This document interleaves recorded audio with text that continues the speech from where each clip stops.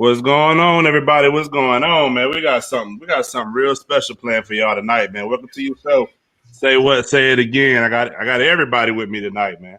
Got my boy Avery. What's going on, Avery? What's up, family? Hope everybody having a good Tuesday, man. Let's get it popping tonight. Get it popping. Okay, you ready? Chuck, what's up, man? What's up, Avery, man? What up, man? What's going on with you? How y'all doing? What's up, everybody? What's good, fellas? I'm good. Can't complain. James, what up, man? What up, everybody? How y'all doing? Happy Tuesday. You still think Cowboys gonna make the playoffs and win the Super Bowl next year? Wow. Exactly. That's my man. He know what I'm talking about. That's right, Ty. Yeah. Exactly. That's my man. Hey, she said we mentioned it. Oh, we starting with the Steelers stuff early. I got something special for y'all Steelers fans. Stick around for a little bit. I got something special. She said she reporting this, bro. Yeah, she said she reporting this. Dang, we was better than that, man. Wow. I thought me and her was better than that, but I see how it is. But yeah, we want to introduce our special guest that we got tonight, man. We got some NBA family royalty in the house tonight, man. NBA family royalty. Can't say that very often, but this is Tony Crawford from Rayford. Played at Belmont Abbey, 1998 to 2002. 1,000-point scorer. He's also the all-time 3-point field goals in school history. He's a husband, father of two. He's also older brother of Eric Maynor, who played in the NBA for the Oklahoma City Thunder. He's also the son of George Maynor, right? Yeah.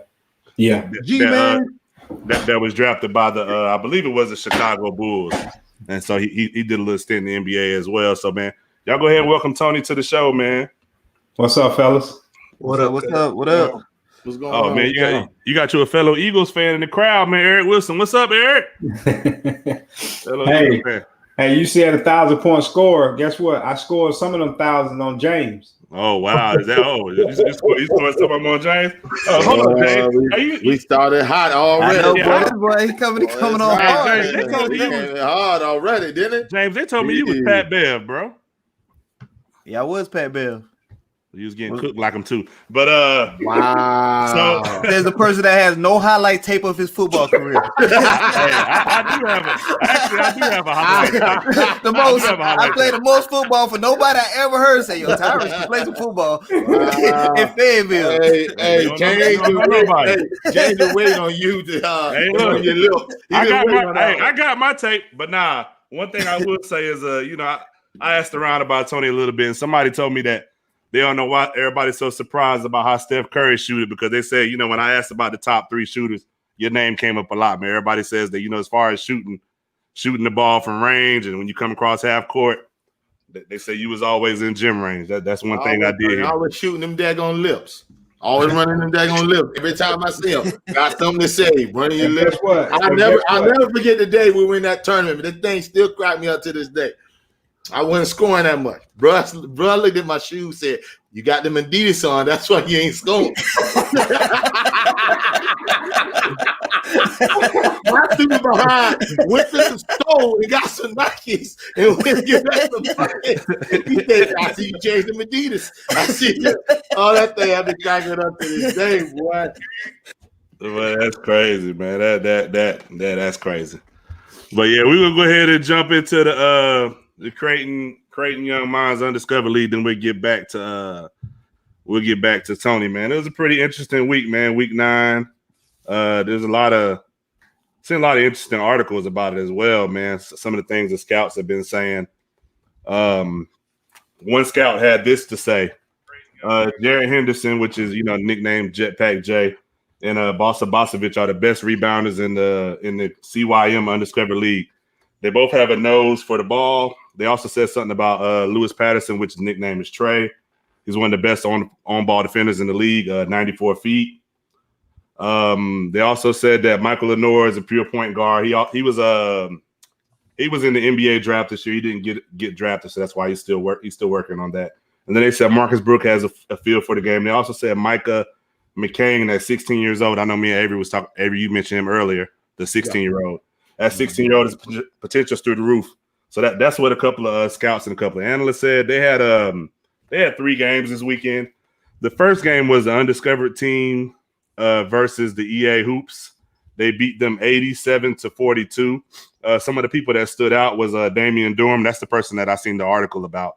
They were just talking about how he's just pretty much ready to play high level overseas. He had some issues. Yeah. He had a few off the court issues in college, but one thing's for sure. Like I said, he holds the Cal State Bakersfield WAC conference for 3-point record holder. He had 33 points, 5 rebounds, and 4 assists in the game. I mean, that says a lot for a guard. Jared Henderson, Jetpack J, had 10 points, 11 rebounds, 4 assists, 2 steals, and 2 blocks. You know, somebody that kind of does a little bit of everything. And then you got Bosa Bosovic, had a double-double with 18 points, 13 rebounds. On the EA Hoops team, you had Keith Smith. And then the CYM team, they pulled a doubleheader, so they played 2 games back-to-back. Next, they played the pros. They beat them 82-70. Once again, your guy, James, Damian Durham, 32 points, 6 rebounds. I know that's your guy. I think my man just pulling up from everywhere, bro. He pull up. I mean, I just think he's getting the ball. I'm just pulling up, bro. He just pull up. He don't care. He don't look the pass. He pulling. He don't look the pass. He pulling, bro. He just pulling up. He pulling from anywhere, any type of shot. Pulling. I ain't looking. I got you. Some people got that green light. Some people don't. You know what I mean? And then Michael Lenore, the pure point guard they spoke of from the Louisville Leopards, the one I was saying that was he was a 2020 draft prospect. He had 14 points and 13 assists. You know, he had somewhat of a Jason Kidd type stat line. You know, Jason Kidd would always have like those the high assist numbers. Trey, that plays for the Louisville Leopards, also had 13 points, 5 rebounds, and 5 steals. And my guy, Bosa Bosovic, we got to get him on the show. We got to get him on the show one week and talk to him, man. 14 points and 10 rebounds, another double-double. So, he played. I hope you saying his name right, because you mess with some names. So, hey, look. Bosovic. Nah, I mean that's the way they said it on the. I'm basing it off your history. Off my history. Your history. You say 1 cheeseburger. Sometimes you say 2 cheeseburgers. You the one that I never heard nobody say football. Like it's football, bro. Come on, like I don't understand. I just know you be messing up some words up there about these foreign names, man. And the only thing you don't mess up is sandwiches. So, yeah. So and then for the pros, man. It don't stop doing. That's probably the best one right there. I ain't forgot about you, about your place, Chuck. Don't worry. I ain't forgot about you, buddy. Go ahead. All right. So, and then, like I said, they beat the pros 82-70. But on the pros team, you had C.J. Carter, man. He, played in the NBA before. Did a little time with the New York Knicks, played in the G League as well. He had 23 points, 5 rebounds. And then you had Donta Smith. He's from the Morocco Super League. He had a double-double, 21 points, 10 rebounds. And then the last game of the day was the Louisville Black versus the Prospects. They beat the Prospects 69-45. You got Jesse Williams. He had 28 points and 5 rebounds. You also have Marcus Brook, 21 points, 5 rebounds, 4 assists. And then the 16-year-old that plays on the Prospects, the one, like I said, me and Avery talked about him before the show, and he's mentioned in the write-up that some of the pros talked about. He had 10 points and 6 rebounds. I mean, that's pretty impressive for a 16-year-old playing against grown men. So, like I said, you got he's 6'3", so he still ain't fully developed yet. So, yeah, that's getting 10 6 rebound with the big guys. Yeah, pretty good. That's very possible. Very possible, But yeah, like I said, man, it's a pretty exciting league, man. Y'all should check it out. You can always go on their one of their many social medias that they have and check them out and see what they got going on. Instagram, it's CYM .Louisville Leopards. On Twitter, it's capital CYM basketball. On Facebook, it's CYM B-ball. And on LinkedIn, you can always hit up Shira Ackerman, Matthias Crowder. Those are the people that run the league. Matthias Crowder is the head coach of the Louisville Leopards. Shira Ackerman actually runs the league. And then you can always check out Creating Young Minds on LinkedIn. If you have any questions, you can always hit them up and they can answer any questions. If you're looking to possibly play for them, get some exposure, maybe send in sending a tape or something of that nature. So moving on to our first topic is these wild card games this weekend. Man, it's a pretty interesting weekend. You follow football a lot, Tony? I got an Eagles hat on. That don't mean you follow football. You follow Eagles. Listen. Don't start that. Don't start it. Don't start it. So I'm going to right now, Avery. I'm not about to listen to your lip. All right. Yes, I follow football. He said we're done with this already. This dude that already. Yes, I follow football. Yeah.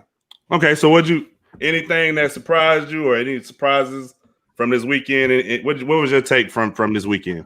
My biggest surprise was Tampa Bay. Really, I think that they didn't show the dominance that I felt like they should have shown against a far more less talented Washington team. Without, they had so much quarterback controversy, and I just felt like Tampa Bay should have went out there and stepped on their neck and called it a day. Other than that, didn't nothing really surprise me. I picked the Browns to beat Pittsburgh, so that wasn't shocking to me at all. But everything else was kind of like what it was. I was kind of surprised that the Colts came out so slow and then had to come back, and they comeback fell short. So I thought that should have been a better game. It turned out to be better towards the end, but if the Colts would have started out and played like that from start to finish, they probably would have won that football game. But other than that, the only thing that surprised me was how Tampa Bay really played to me. What you got, James? The Rams, how they dominated the Seahawks and that defense. That was surprising. I didn't think they was gonna dominate like that. I think I picked the Seahawks, but the Rams, I like their chances next week against the Packers. So the Rams, Washington, their quarterback played pretty good. I was surprised about that. Like what Tony said, I thought the Bucs would come out and just hand it to him, but that quarterback played better than what I thought. The Saints, they're gonna have to play better. They want to beat Tampa Bay next week, so they got to play better. I would say the Saints. The Browns, I picked the Browns, but I didn't pick the Browns to do what they did, though. I'm gonna be honest with you. They started off and you picked the Browns. Yeah, I picked the Browns last week. You did. I think you did because I remember. He picked the Browns. He picked the Browns. Oh, now you his cheerleader, man. Go ahead. Man. I just watched. That's my two guard, man. We was in the league, we killing everybody. I picked the Browns. I got you. The Ravens. Who the Ravens play next week? They play Buffalo. That's gonna be an interesting matchup. I like the Ravens. I still think Lamar, he still gotta pass a little bit better, but I like the Ravens, yeah. All right. All right. What you got, Avery, since you want to run your lips while everybody else talking? What you got? Okay, let's not talk about who. I'm gonna let it go right now. I'm gonna get you later. I'm gonna ask y'all two a question. Y'all two, what was y'all disappointment? Like, was the watch? My disappointment would be more. Go ahead, James. Just in general, like I would say the Seahawks was my disappointment, but with Washington, I was just disappointed with Tampa Bay. They could have just blew them out. I thought the defense was gonna hold up more against that quarterback. That's a disappointment to me. He put up some points on him, so I wasn't expecting that. And you, what was your surprise disappointment? Was Washington, Tony?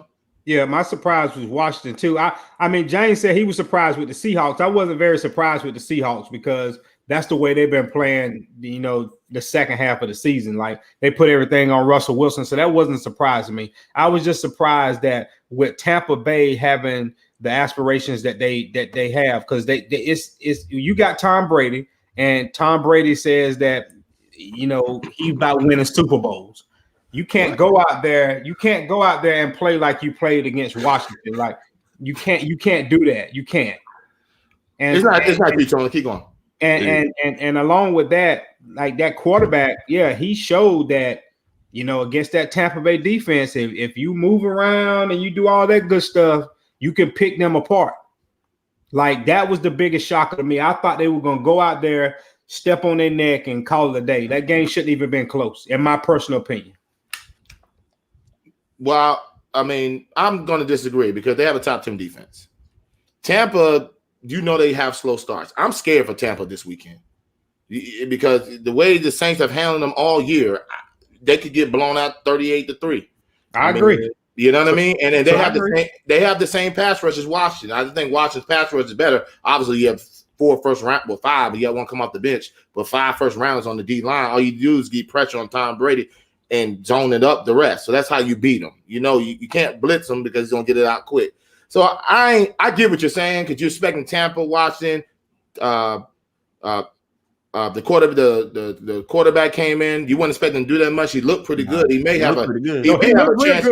Then I was shocked too, but he may actually have a chance, and that's my surprise. How good he looked.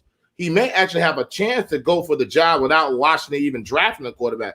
He looked pretty good to me. You know what I'm saying? My disappointment is Pittsburgh.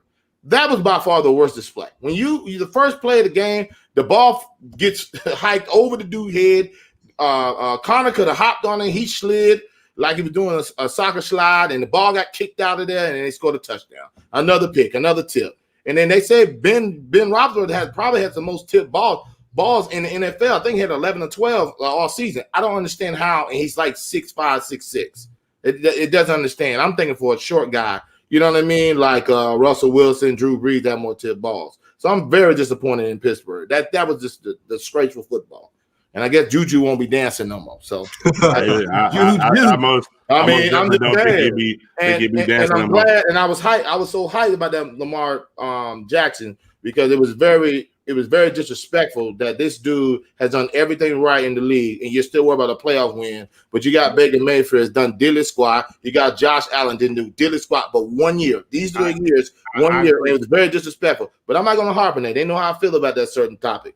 But I agree. But, Baltimore, and I'm glad they stumped on the Titans symbols. I like that move. But you knew Peters was going to do that. So, but that was my surprises and disappointments. What you got, Chuck? Mine as well. I actually was more disappointed as well. I agree with Avery in Pittsburgh. To me, I felt like it was more of bad play than Cleveland actually playing well. To me, their running game did their thing, but to me, you take away the turnovers. Look at how the game ended. All of a sudden, you can't stop Pittsburgh. Right. If you do that against Kansas City, you're gonna get blown out. And they had short fields because Mahomes not gonna throw 4 touchdowns. They're not gonna turn the ball over in the end zone to give you a touchdown. So Cleveland's going to get blown out if they expect to have that type of luck on their side. So I was surprised that, like James, I was surprised they beat them that bad. But I kind of have a disappointment in. It may sound weird. I'm kind of disappointed in Cleveland because that game shouldn't have been that close because Pittsburgh had an opportunity to actually steal the game towards the end. If Ben don't throw another interception because they were rolling to the point where everybody started getting nervous, like, oh, are they really about to come back?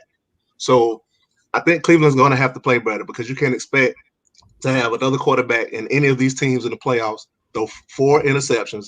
You can't expect nobody to fumble the ball or throw the ball over the quarterback head and get in the end zone for a touchdown. Nobody else is going to play that bad.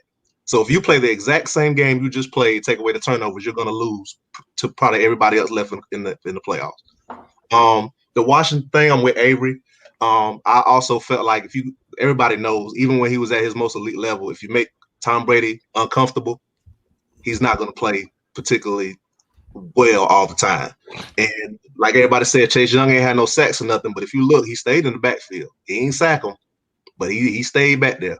So that front four they're just amazing. So I kind of expected Tampa Bay to win a little more easier, but I didn't think it was going to be a blowout because that defense they're really impressive. The Rams, they did that to Seattle the first time they played, same thing. And then Seattle flipped it on the second time. But James, if you remember, me and you said we picked the Seahawks, but we was like, man, if somehow golf play, we think the Rams gonna win. So I kind of think that was a blessing in disguise that Buddy got hurt because the game may not go that way. You're right. If golf don't play, it's something about the chemistry, just him with that team. You know what I'm saying? And the dude he beat him with 4 fingers. Right. So he wasn't even healthy. It's just something about having your quarterback that you're used to, that chemistry and that comfortability to play well. So who knows how that game would have ended up if he never played. So those are my observations on the game. But I'm looking forward to this weekend, though. Hey, hold on, Ty. Let me ask Chuck this one question. With that Cleveland statement, you're saying that they can't play like that. I know there's a comeback as well. I'm going to let you have it in a second. I know the comeback. My question is to you. I know he's ready for that. My question is to you. I've been waiting for this. My question to you is this one question. You don't think Cleveland played good defense? Because you have to pressure the quarterback to get tips or pick it off. I mean, short fields is too good defense. So to me, it's like you're saying, well, they won't get those opportunities. You never know, right? Well, I feel they played okay defensively, but I still feel like Big Ben played just that bad, in my opinion. Some of them throws. Because to me, the throws he was making weren't good throws. Like I didn't even see kind of. Yeah, I mean, I'm with you. A couple of them picks. Yeah, a couple of them picks. I said, what was he doing? I just don't get it. But I give Cleveland their credit. You know, they took complete advantage of the opportunities that they were given, which is what you're supposed to do. Because I picked Pittsburgh because I honestly didn't believe in Baker. That was my reason. He played well, you know, he played good. But like I said, you take those turnovers away, and I feel like there's no other team in the playoffs left that I think they can beat. That's me personally. I got you. All right, so look for y'all Pittsburgh fans. Like I said, got something special for y'all tonight, man. Y'all been running y'all lips all season. Every time somebody say something, how many wins your team got? How many this and that. So let's go over the Pittsburgh schedule, man. All right, first game of the season, you beat Daniel Jones. Enough said. Next game of the season, you barely beat. Watch your mouth, man. Hey, look, that's what the thing said. You barely beat the Broncos. That's terrible. Next season, you beat Bill O'Brien, who got fired, I don't know, halfway through the season. Next game, you beat Carson Wentz, who got benched towards the end of the season. Then you beat the Browns without Nick Chubb, who everybody knows was a top. I think he was top 4 in rushing, top 5 in rushing, something like that. Even with the missed games. Next, you got the referees. The referees helped you beat the Titans. You got bailed out by the referees. Then you barely beat the Ravens. Then you barely beat the Cowboys with a 4th string QB. I don't even remember the guy's name, to be honest with you. You beat the 2-win Bengals. Then you beat Ben DiNucci. Ben DiNucci, that's his name. Okay, gotcha. Then you beat Jake Luton. Wow, I don't even know what to say about that. Jake Luton. I don't even know who that is. No. Then you barely beat the Ravens practice squad with the third string QB. That's when Lamar Jackson couldn't play that week because of COVID. Then you lost to a team with no name, Washington football team. Wow. Then everybody say your first real game, you lost Bills. And then you lost to Ryan Finley by double digits. That's terrible. Barely beat the Colts with help from the refs. Lost to the Browns, then lost to a team that didn't practice all week or have a head coach. Well, I disagree with that Bills statement because they beat Baltimore first. That was their real opponent, struggling right? in. Baltimore was struggling in. Yeah, Baltimore with Lamar. Hey, man, they beat them. Hey, Baltimore was struggling in because everybody had them in question. Like, were they going to make the playoffs? They did. I seen the back of their schedule. I said they're going to make the playoffs. The back of the schedule was the easiest. Who you talking about, Baltimore? Yeah. I felt like they were going to make it. They're going to make the playoffs. I wasn't even concerned about that. Once they got that 5-game winning streak, I said, oh, yeah, the Jets, the Giants. I mean, come on, you playing the NFC. The Giants, come on, man. Yeah, the Dallas Cowboys, screw over. Watch your mouth. All right, I'm going to add you into it, okay? All right. Next, man, we're going to go ahead and get into these games next week, these divisional games. You got the Rams versus Green Bay. I know you a big time Aaron Rodgers fan, Chuck. What you got happening in this game? I actually think it's gonna turn into a dogfight, but I always felt like when Green Bay got that home field advantage, bro, because you never know what that weather gonna be like. Them guys, they used to it. I just feel like that's gonna give them the edge. I'm rocking. I think Green Bay is gonna pull it out, but I think it's gonna be a good game. And then who's to say? Like I've had finger injuries, and we all had injuries in our sports. You go down there in that weather, bro. Who's to say how his finger feeling, how his hand gonna feel in that way? Like it's different. Oh yeah, I mean, Cam Akers helped out a whole lot running for 100 and some yards. So, and Cam, I think if I'm not mistaken, he almost had 2, didn't he? He was up there, bro. Like, he was up there. He had a great game. Yeah, I agree. I don't see him like destroying them like that, which is gonna have to make Goff, beat them the more, but. And I'm interested in the Ramsey, Devontae Adams, bro. I can't wait. Oh man, Like he shut everybody down. All elite receivers he's played so far, he shut them down. Oh, they haven't played each other this year, have they? So Devontae Adams is the only elite receiver he hasn't played against. So I'm looking forward to that matchup. Chuck, you know what, man? That's gonna be interesting. Hey, Chuck, man.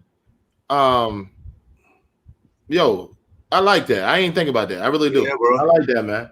That's gonna be legit. But I think the key to Green Bay will be Aaron Jones. If they can get Aaron Jones going, I really think that'd be all right. Because that'll loosen it up for Aaron Rodgers to start tossing that ball around. And I don't know if Aaron Donald gonna be all the way healthy. So who's to know if they can get pass rush going like that? Yeah, so, ribs ain't no joke, man. Yeah, so I'm looking forward to it. But I got Green Bay. And I ain't talking about the 10 racks that Avery had last night either. Tony, what you got in this game, man? Rams versus Green Bay. Well, my biggest thing with that is the weather. And I just looked up the weather. They're saying it's going to be 27 degrees there, which means if the game is early, it means it's going to be like below the 20s if the game is an early game. Yeah, they play first. I think those warm weather teams have trouble in cold weather. And Charles brought up a point about Jalen Ramsey and him shutting down, all these elite receivers. I think it's more than just Ramsey shutting down receivers because that front four gets after people. And so that makes it easier for him. No blitz. If Donald's not playing and he's not 100% and they can't get to Aaron Rodgers, then Ramsey will get picked apart. And my thing is, the biggest thing is weather. I think that it will be a good game. I think it'll be a dogfight, but I don't trust what's his name? The quarterback. Jared Goff. I don't trust Jared Goff. I don't trust him. Like, he played a pretty decent game here last Sunday, but this past weekend. But I don't trust him. And with that weather, and if that thumb, he had surgery, and they saying he went out and played, but it's gonna be cold. That ball is gonna be a brick, and you got to hold that football. And we all done had jam fingers and all that good stuff, and we know how it is. Like that thumb gonna be numb, and I just feel like the weather gonna play a big factor. Like not even snow, it's just gonna be cold. The ground gonna be hard, all that stuff. I just think that Green Bay find a way to pull this one out. They might even win by 2 touchdowns. What you got, Avery? He's a bad man. Simple as that. Ain't nothing else to say. He ain't Rodgers. You try to draft his successor, career over. He about to be the MVP. He not going out like that. Green Bay's been disrespecting him all year. If Devontae Adams, let's be real, if Devontae Adams was healthy all year, I think he probably have more yards than Stephon Gilmore, but he had a great season. Let's be real. I agree with both of y'all. The weather is a factor. I don't trust Goff. 1 week, Goff has a great game in Seattle. Maybe it was more pressure. I had to, you know what I mean? He was kind of more loose. Like, I'm coming in. It don't matter we win. We can play any of y'all ball. The way he played in Miami, shoot. You may get that Goff. You know what I'm saying? So I ain't trusting. I'm going with that bad man, Aaron Rodgers. In Green Bay, I'm with both you and Tony. I mean, y'all said it beautifully. I mean, Green Bay. What you got, James? No, I got the Rams. And I got the Rams because defense travel, and I think their defense will be able to hold up against the Packers, especially that Jalen Ramsey Adams matchup. Jalen Ramsey is a physical corner, so he's just not going to let them get off like you want to. I think their front four can get to Aaron Rodgers. And like I said, defense travel. Also, they're playing against the Packers. Not like the Packers got a stealth defense either. 22nd in the league. And I think with McVay, he's a smart offensive coach. That dink and dunk with those wide receivers, I think they can get out. They can get out and go. So I'm taking the Rams. Well, they tried that with Miami, the dink and dunk. So you're not scared for Goff? I know your defense, and I agree with your defensive part about the front four getting pressure and even blockers. The other D-line, people forget sleeping on him. The other D-line, they got blockers. And Williams, too. And Williams, too, right. So they have great defense. But my issue ain't the defense. I think the defense is going to be there. My issue is you're not scared about Goff having one of those Miami Dolphin games? Like you said, it's hit and miss, so I'm taking the hit. Okay. So let me ask you this question, James. So you saying you going with the defense with LA, right? But if that team doesn't accumulate turnovers and points, then you can't rely on that offense to get the job done. So what you gonna do then? If they don't get the turnovers and they don't get the points off turnovers, who do you turn to on that LA team to win in Green Bay? You got to turn to the coach and have his game plan right. You gotta have to, because like you said, golf is hurt, so they got to come up with a strategy how to get the balls into their playmakers, and they definitely got playmakers on offense. Even though it's gonna be cold, that could be advantage, disadvantage, but it's not like Green Bay defense is a stout defense too. So you gotta have to outflank them and smart them. And remember two things: Cooper Kupp might not play. That's one. He might not play. He's dealing with whatever that was he was dealing. So he might not play. That's one. That's gonna hurt. Yeah, and then number two, right. And if you look at Green Bay's defense, yeah, they struggle, but they play better in that weather. Like, it's weird. That's why the home. Yeah, it's an LA team a lot better versus Wisconsin team. Let us be real. It's an LA team versus Wisconsin team. Warm weather teams don't do well in cold weather. Yeah, they don't. They defense play a whole lot better because they're able to maneuver in that stuff like that. Like, it's just weird. I mean, they're used to playing in it. So them at least quarterbacks. I also give y'all this that the early time game too. The time zone different. So they're playing the first game on Saturday, right? But is it really a difference? They play at 4:35. So is it really big of a difference? Yeah, and then I thought they played at 1. Yeah. No, and then unlike basketball, and then unlike basketball, they've been there already. You know what I mean? They've been there for those weeks. It gives your body a little bit more time to adjust to it. So. The other thing too is if Aaron Donald plays and that rib, it's hard to breathe already. In that cold weather, man, that's gonna make it worse. Yeah, that rib, yeah. Definitely. Most definitely. I think it'll be fine. So James, I know you big time Lamar Jackson. What you got, man? Ravens or Bills? I'm gonna go with the Ravens, but it's gonna be a dogfight. It's all about Lamar Jackson. If he can get out going, get Hollywood and them going, get that run game going, and score some points. I got to score some points with them. I think they can hold up with the Bills.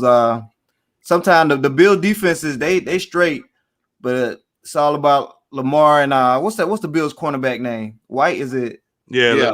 Tre'Davious White. White. Yeah. I mean, they got to find ways to get that ball down the field past him. But he's a real good defender. So. I mean, in talking about corners, I know Diggs is all world, but Humphreys is a pretty good is a pretty good young corner. So, I mean, I like to see that matchup. I think that's gonna be a pretty good matchup. I don't know if he's gonna try. They got to slow Allen down, and they got to the receiver. So it's gonna be a shootout. So what was you about to say? No, go ahead. Yeah, I think it's gonna be a shootout. So yeah, shootout. If it's a shootout, you think that favors the Bills though? Yeah, it does. Why? I mean, are y'all basing it because Lamar? They put up points. Yeah, but I think Lamar got that monkey off his back, so I think he's ready for it now. That's what make it like Lamar don't put up. Their style of play is not a shootout style of play, bro. Like when you say a shootout, when you say a shootout, you're talking about the other team can't stop the other team. If you stop Baltimore from rushing, are we going to really depend on Lamar to toss the ball downfield? Buffalo has versatile. They can run the ball. They have, even though we talk about Stephon. They running that good now. Their running back just got hurt, right? They had to pick up Freeman. Their running game is not that good. Let's not put that. It's not about it being good. It's about it getting what you need. Like I said, they had what 30 yards rushing, but then they had 30, 35 off the pass. So I mean, what I'm saying is, Buffalo has way more options in a shootout than Baltimore has. Way more options. But what's the way more options? Because they throw the football? Because I've seen my man put up a 50 piece as well. Just running, tossing to Hollywood Brown on the slants, the hits and all. So I don't understand, because now y'all don't feel he's accurate. And it ain't even that. In the shootout, Lamar is not. Shootout could be anything, bro. A shootout could be anything. Go ahead. Look at the game against Tennessee. Their running game didn't do nothing either. It was all him. And what I'm saying is, against the Bills, he is the running game.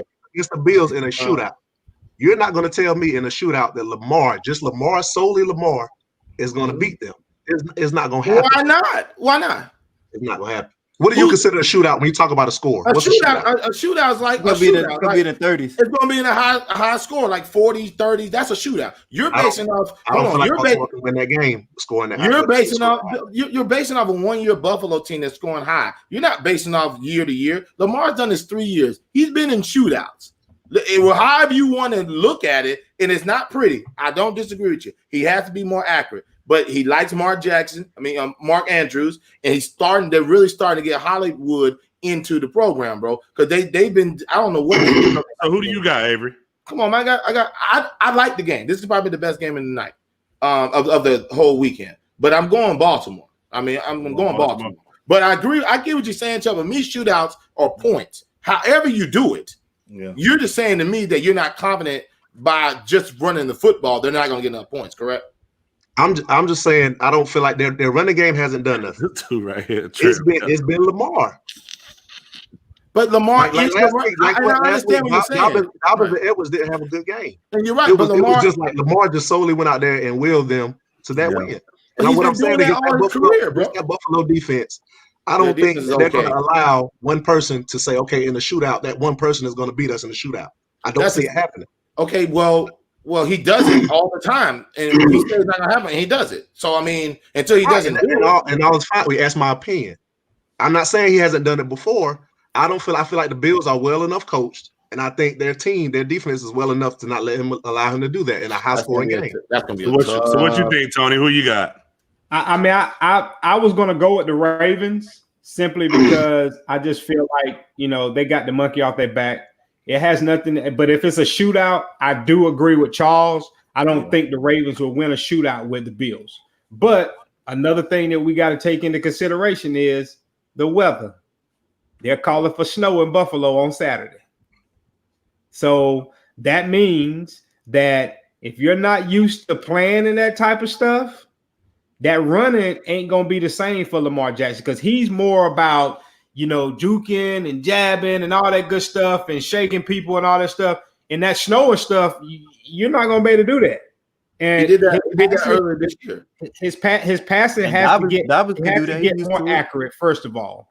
And if he's not accurate, then all that other stuff is thrown out the window because Buffalo has an elite defense. But he went in the snow and did the same thing to change his cleats. So I don't understand. But Avery, I'm picking them to win. I'm just saying that all of that stuff is going to play a factor because in the snow, this is the way I think that Sean McDermott will approach it. Okay. He can't pass the ball the way that we feel like he should. They put a spy on his ass in the damn snow. What is he going to do? That's a tough tell, bro. I mean, it's a tough tell. It's tough. It's tough. I mean, y'all making it like this dude hasn't had spies all year. But my thing is, I'm picking them to win because I feel like he gonna cross that hurdle and like he got the monkey off his back. He ready to go. But if it's a shootout, 45, 40 something, I'm with Charles. I don't feel like they're gonna win. But to me, Chuck doesn't think that if they get like Buffalo gets 4. Tell me I'm wrong, Chuck. To me, what I'm hearing from you is this. He put a nice high score. Win or lose, they win in the shootout. They play well. Either offense, right? 45-42, that's a shootout. You may lose, but you survive the shootout, right? Like you could get in the shootout and be smacked up 40-3. That team shooting on you, but you ain't answering. So do you think if they get into a high score, Lamar can't answer, Chuck? If Buffalo scores 40 plus points, I don't think. So you don't see Baltimore even. So you don't see Baltimore score 40? I'm just my opinion. Hey, I got you. I'm asking. Go ahead. If Buffalo scores 40 plus points, they're winning the game. That's my opinion. I think, and I could be wrong. And Charles, you correct me if I'm wrong. I'm looking at it to Charles. I'm looking at it like you're saying. Like, let's say, for instance, Buffalo get up big or something like that, where they get up a few scores, and it's a high-scoring game, but Baltimore has to play comeback or something like that. Their team is not built for that type of game. That's correct. We say that against the Chiefs. They do that against the Chiefs all the time. Well, once they get down on the Chiefs, it'd be hard to come back. Yeah, that's a Chief. But if you're explaining it that way, I got you. But if you explain it that way, I got you. I got both of you. But what I'm saying as a shootout is he score, I score. He score, I score. He score, I score. Somebody's not going to win the game. That's 100% correct. If you say in that term that you said, Tom, was they get up big, they got to come back. To me, it's not really a shootout.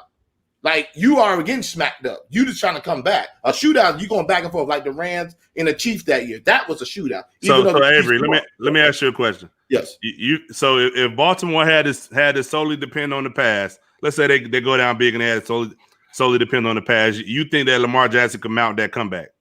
No, you're saying comeback. I agree. Yeah. You're saying comeback. We're saying shootout. That's Shootout, yeah. A comeback, you're down 38. Hold on. Go ahead. A comeback when you're down 38-3, right? And you're coming back. Now, I'm not confident on him throwing. The receivers are not that well. You're going to double Mark Andrews the whole time. So, yes, I agree with you. But go ahead, Tom. What you saying? I have a question. Like, whenever I say like a comeback, I don't mean like no 35-3. Let's say, for instance, you're having that shootout. It's 21-28. You don't score this time, but Buffalo goes and scores a touchdown. 35-21. Yeah. 35-21. Okay. What do you trust Lamar Jackson to pass the football to come back in the game? Last week showed me a lot. He was down 10-0. They could have been down 14-0. Usually Lamar's down double digit. He's never won a game like that. Right. He's never won. 10 and above. He's never won. Yeah. Like you just said a second ago, that he got that monkey off his back, right? And I think he's going to be looser, and I think he can sustain the shootout. I agree. In his piece, past history, I agree. His past history. That's facts. So, he gets 14, yes. So two touchdowns. So 2 touchdowns. I still have confidence he's coming back. Okay, so what if he get down 3? That's tough for anybody, man. That's tough for anybody. But that's tough told. But I'm saying if he get down 3, you saying that he's not going to come back. Playoff? Right? Yeah, that's tough, man. Especially with a pretty good defense too. Yeah, that's Patrick Mahomes type thing last year. That was tough coming out for 24. That's what I was about to ask you. Okay. Yeah. What's up? Because Tony made my point. That's what I was going to say. To me, a shootout doesn't necessarily mean you're going back and forth the whole game. To me, a shootout is simply a high-scoring game. Yeah, because I mean, we've seen it. You don't have to score, and then I scored, and I scored, and I scored. That's what I consider shootout. Well, man, every time I go back and forth with each other, because I agree with Avery. If you down, you got to come back. So you got to throw the ball to try to come back. Yeah, the score could be 62 to 49. So you're saying that's a shootout? But to me, if the score is let's say the score is 45 to 35, that's a shootout to me. You lost by 10. I don't think that's a high scoring game because that means both of y'all were scoring, but that means it was a key possession. Yeah, well, it depends how high it was. Like, I mean, if it's back and forth. Yeah, I mean, last night the game started off as a shootout. What was it? Was it 17 all? It was 17 all, and then they scored 17 unanswered. Yeah, so I mean, shootouts happen different ways. To me, my opinion is, if you can put in the comeback, it's gonna be tough. Tom saying 21, that's tough for any quarterback. You know what I'm saying? 24-0. I didn't think the Chiefs last year were gonna win that game. They're down 24-0. I didn't think they were gonna win that game. But you have Patrick Mahomes. But the shootout part, I believe he can sustain it, and win or lose, he won't lose no more by 3, 45, 42, something like that. All right, so taking it to the next one, you got the Browns and the Chiefs. I know the Browns is a lot of people say they kind of surprised them last week. What you got with that, Tony? Browns or Chiefs? I don't know why we've had this. I mean, listen. I'm gonna put it this way because I talked about this on my show, and I said this right here. If the Browns with that run game control the clock, and Baker Mayfield just be a game manager. Don't try to be a hero. None of that stuff. Just, whenever, you look at your progressions, you dump down, but let that run game control everything. And then that defense get out of Patrick Mahomes, we can see an upset. And that's the way I'm looking. But I feel like this past weekend, the Browns were destined to win because I just feel like Pittsburgh was just that damn terrible. Like I that's how I feel about Pittsburgh. Pittsburgh was bad. And so, but I don't think that. And then one thing you got to take into consideration too, the Chiefs hadn't played well down the stretch. They didn't play well down the stretch. That's true. So I'm kind of questioning them, but I have to go with the Chiefs simply because of Andy Reid and Patrick Mahomes. I don't feel like Andy Reid gonna go into. He was my coach for years.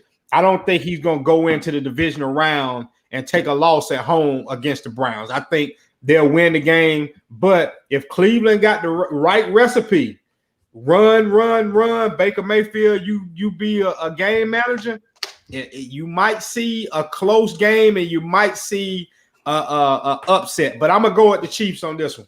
I know we've all pretty much been picking the Chiefs to play in the Super Bowl all year.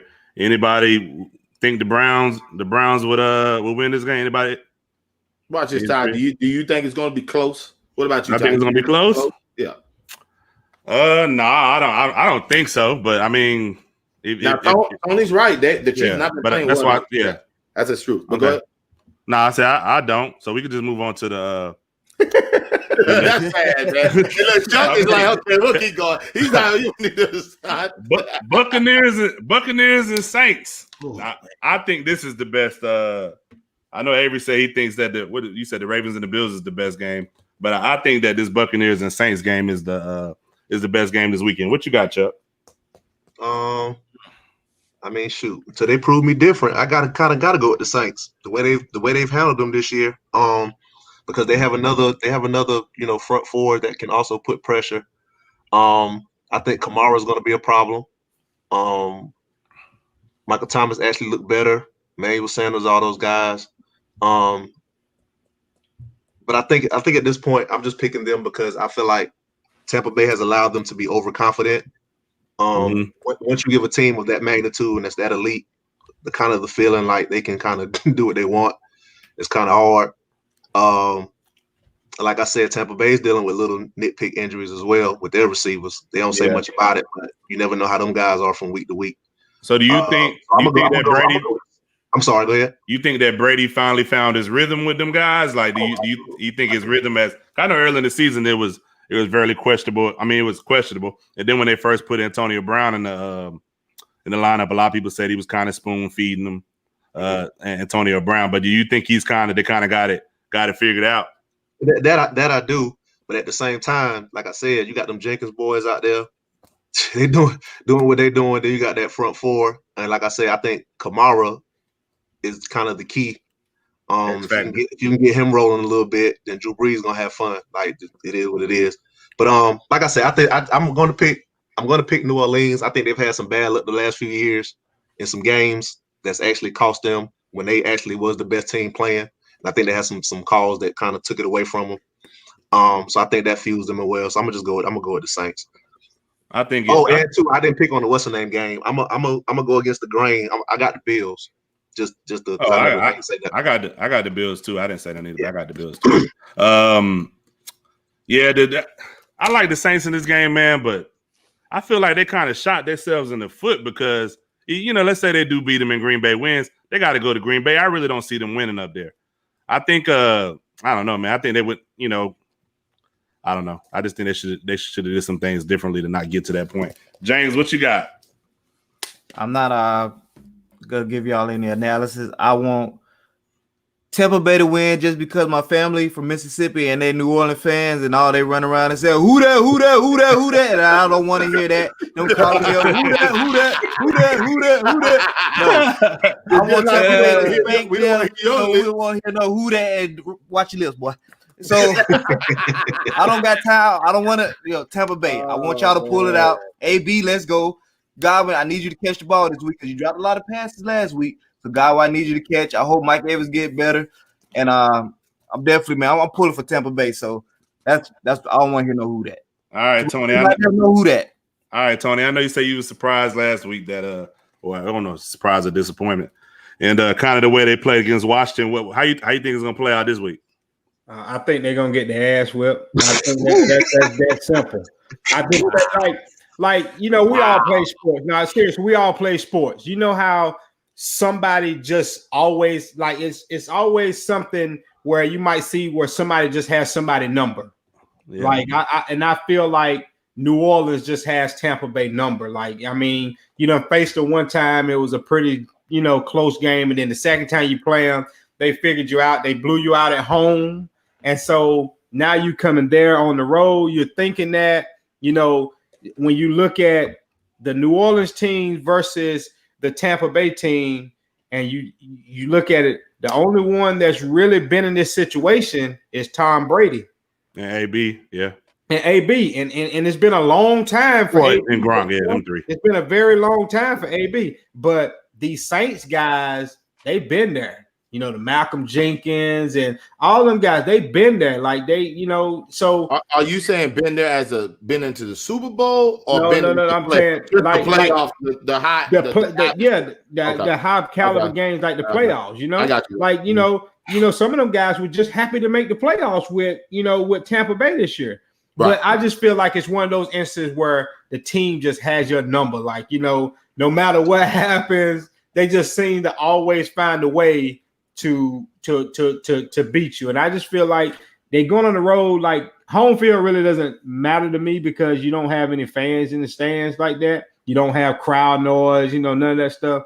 But I just feel like the Saints are a better team in this situation whenever it comes down to it. And then the other thing too is like, I think the Saints kind of figured they will be playing against Tampa Bay this week.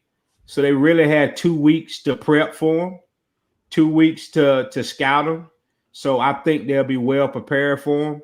And I just don't think it's going to be a great day for Tom Brady because y'all say they started clicking. But if you realize every 2 or 3 games, they'll come back and they don't play well. Tom Brady will throw a few interceptions where they turn the ball over and they just don't look like the same team. Mm-hmm. So I haven't been sold on Tampa Bay all year simply because of that. The cohesiveness in the team hasn't been there every game and for the entire game. So I feel like the Saints will beat them by 2 touchdowns. What you got, Avery? Now, y'all forgetting the Saints didn't play well against Chicago either. So let's not forget that. And Tampa got it going late against Washington. So momentum-wise, I agree. You know what I'm saying? When somebody got your number, I'm looking at momentum, but I'm going to Saints because they do have their number. They're very confident. They're in the same division. You know them in and out. Mm-hmm. There'll be no surprises, nothing. I'm just saying the Saints have not looked good. I mean, even when Drew Brees has been back. So I wouldn't be shocked that Tampa won. Let's get this clear. But I'm just talking about their familiarity with each other. I have to go to Saints until Tampa proves me wrong, which will have to be this weekend. So I'm going to go Saints. All right, cool. So, Tony, I got a question for you, man, a little off script. All right. Eagles fired Doug Peterson. I know before we got on camera, you said you wasn't really surprised. I ain't gonna lie. I was somewhat surprised because he did bring the city a championship. And normally teams value a coach that's bought them a Super Bowl, especially a team that hasn't really won one before. If that makes sense. Never won one before. Yeah, never won one before. So, as far as coaches go, I'm gonna ask you 2 questions. Who do you think your next coach would be, or who would you like to see as the next coach? And the second part of that question is, do you think the picking of the coach will have a variance on if your starting quarterback would be Jalen Hurts or Carson Wentz? Well, I'll tell you like this right here. Once the coach got fired, that lets you know who's going to be the starting quarterback. Right, exactly. So that's the story because if they were going to keep Doug Peterson, they had to find a way to trade Carson Wentz. And so that was going to be hard within itself because the contract that he signed is so massive, it would have been hard for anybody to take that contract. So, I mean, I would like to see an offensive guy come in that can that will use Wentz to his strengths and, and do all of that stuff. But I also, if we do get an offensive guy, I hope he bring in a defensive mind to bring that Eagles spirit back with the blitzing and, having good DBs and good schemes and all that good stuff.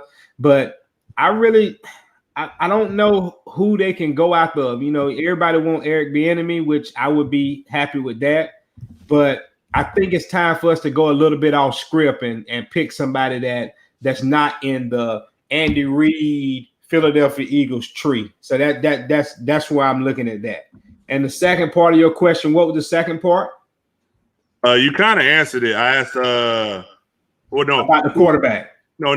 Who would you like to see them bring in as coach? Probably I like Eric Bieniemy. I would like him. And even somebody like I need a coach that's going to be a leader of men and delegate positions. Like somebody who ain't trying to be the head coach, the offensive coordinator, defensive coordinator. And that was Doug Peterson's problem, in my opinion. So like somebody like an Urban Meyer, I wouldn't mind having too, because I mean, he has great relationships with quarterbacks. Got you. With Wentz, do you think they need to do him like the coach did Baker Mayfield, more of a game manager now in his career? No, I don't think so. See, what people fail to realize is after we won the Super Bowl, we lost our offensive coordinator in Frank Reich. He went to Indianapolis. Yeah, that was the glue guy that put Wentz in the right situations, corrected all his moves, everything, and it fell off from the time Frank Reich left until now, because you saw Wentz decline after Frank Reich, because really that was the only one he trusted, because the guy showed him the right way. Like, I mean, he taught him, molded him. He, like, everybody talk about the Super Bowl and Nick Foles winning the Super Bowl. We would have never been in the Super Bowl if it weren't for Carson Wentz, simply because we were 13-2, if I'm not mistaken. I think we would have won the Super Bowl with him either because we had a good team, period. It's just we needed somebody. We need a good quarterback coach and a good offensive coordinator. We can't have one thing, a head coach trying to call plays, be over everything. You see Andy Reid, great coach. He let Eric Bieniemy be the offensive coordinator, do whatever. We ain't had no offensive coordinator in 2 years. But some people still don't believe Eric Bieniemy is really calling the plays. But somebody made a report about that, saying that he doesn't really call the plays. I don't agree with that. That Andy Reid calls him on that Waffle House. Hey, well, I'm gonna tell you something. Andy Reid was my coach in Philly. Hold on, let me get you right here, because you're about to go on one. Do you think he should have been fired? Who do I think that Doug Peterson should have been fired?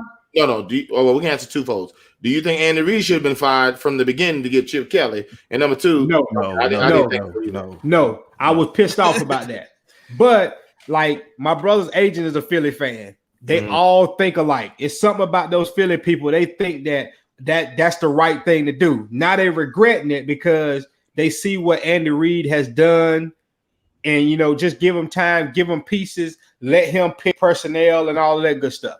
Now, Doug Peterson, on the other hand, I think he should have been fired.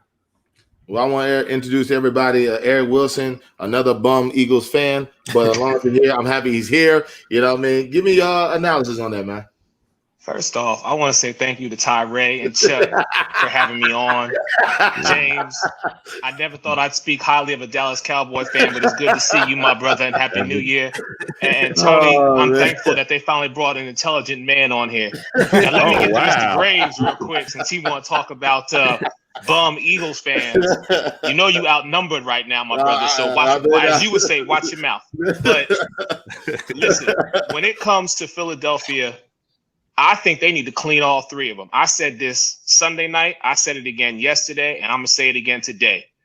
Doug was the first piece. Howie needs to go, and Carson needs to go. But that's $60 million, though, Eric. That's a tough pill to swallow. I put it in the chat. This is what you do, and shout out to our boy Alex, because he said it to me yesterday. You trade Carson Wentz for Deshaun Watson. They both got that money bag contract. And just trade both of them straight up, 1 for 1. But you're still gonna have that $60 million in dead money, no matter who you bring. You're still gonna have that $60 million in dead money. Regardless. $60 million in dead money. See, NFL contracts and NBA contracts are two totally different things. Like sometimes when they trade players, that team who traded them still has to pay part of that contract. That's dead money. They're gonna have to pay. Signing bonus you have to pay. And they don't want to do that. That's the problem with Carson Wentz right now. So you agree with Eric that you want him to? It seems like you agree all three of them do need to go. No, I ain't gonna say all three need to go. I think Doug had to go. I think Howard Roseman need to go. But I mean, you done everything, like move up in the draft to get Carson. You done paid him $100 million. So that lets me know that you felt like he was your franchise. So therefore, now let's see what you got. So now you need to get somebody in here that's going to show that your money was put in the right place. That's what you got to do. Now listen, this might be a 1-year trick. So, okay, we got rid of Doug. We're bringing in another coach.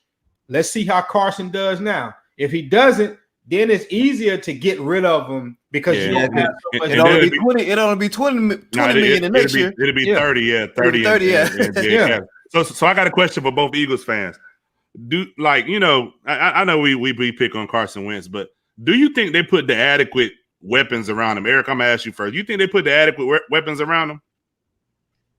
No, because here's the thing: if you look over the last since Carson has been drafted, you look at all the picks that Philadelphia could have got versus who they acquired, and the most obvious is this past draft. You had Justin Jefferson right there in the palm of your hands, and then you take Jalen Reagor. Now, I take nothing away from Jalen Reagor, but he was not a first-round draft pick.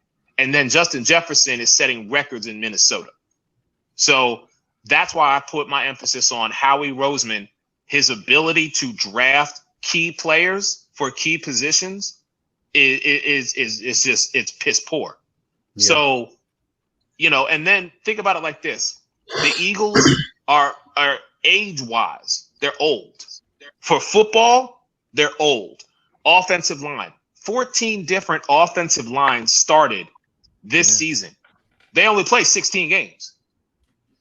You know what I'm saying? So it's time for Philadelphia to say thank you to those guys. It's like, okay, y'all have you've paid your dues. It's time to move on. But we need some fresh blood and we need some real talent in this locker room. So why not? I know you said trade Wentz and get Deshaun Watson. Why not? If you can get something for Wentz or Hurts, why not trade him and get multiple first round picks? You might can trade something for Hurts. I mean, I think they should take the dead money, man. Take the $6 million. I know Hurts is already cheap right now. And I know it's the money. I get the money part. But I don't see y'all two are very confident in Carson. Like y'all not even confident. I'll tell you like this right here. Yeah, I'm confident in the guy because there's nowhere in the world you go from MVP caliber. I can't. I'm not confident, man. I'm confident in him. Like that. That's just me. I mean, I done seen the best in Carson. So he has some injuries, all that good stuff. But if you look at everything they put around him, it's bad. We didn't use our running game. Yeah, man. Hold on, Avery. You go back, like I said, I watch every Philadelphia Eagles game. If you go back and look at our Super Bowl year versus the years after that, you look at our line, you look at how we set up and formations and stuff. Our formation was tight end, line, put two receivers out, running back behind, and that's what it was. We never had any bunch formations. We never had like a whole lot of motions or anything like that. Super Bowl year, you didn't know what the hell we were running because we had so many different formations. We had trick plays. We had our formations were so different, and it had a lot to do with Frank Wright.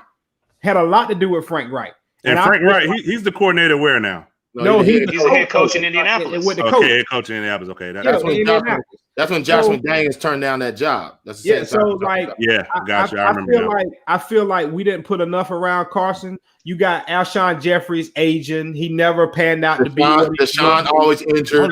Jackson always hurt. I don't know why they grabbed him back up. Eric said we picked up regular Reagor, and we could have got Justin Jefferson. The year before that, we could have got Metcalf. We done missed out on a whole lot. That's right. That's right. I say, you got to bite because if you say take the dead money, then that means that whoever you try to go and get, you basically saying you're rebuilding. So you're going to stay young. You're going to be bad for a few years. Don't you think you need to rebuild? I agree 100% with Eric. Well, listen. The good thing about it is they are old. Yeah, the good thing about it is they have restructured some contracts. So they about to move away from Alshon Jeffries. They might be getting, so people like him, they have restructured contracts. You're getting rid of Jason Peters. He had only signed a 1-year deal because his ass is too old. He stayed hurt. So, at the end of the day, I think they'll work it out to put some pieces in. I think they figured out the problem. The Super Bowl The Eagles been on a Super Bowl high for 3 years. That's what they've been on. For 3 years, we've been on a Super Bowl high. And here's the one thing I'm gonna say, Tony, to that is the reason why I don't believe in Carson is because I think he's got the durability and I think he's got the physical attributes to get the job done. But something between the ears is missing, because this is a guy who, once he got injured in that Rams game, and then Nick Foles took us to the promised land, he hasn't been right since. We went 9-7, 9-7, 4, 11-1. And you're right. I'm not putting all the emphasis on him. I'm just saying he is a part of the problem, not of the solution. I mean, I could say he's a part of the problem, but I don't feel like getting rid of him is going to be the solution, because at the end of the day, I mean, do you trust Jalen Hurts? Right now, based on what I've seen in 3.5 games, 4 games, if you will, because he played 3 quarters against Washington and then half a game against Green Bay and the 3 in between. So 4 games. In the 4 games I've seen that young man play, I say you give him a full season, because you didn't throw him to the Wolves. And I have more faith in him right now than I do in Carson. I don't think Carson has it in him anymore. Well, I mean, we have to see that, but this is what I say: the difference between Carson and in him and Jalen Hurts. Carson played in front of me and you, and you know how we are. Yes. You know how we are.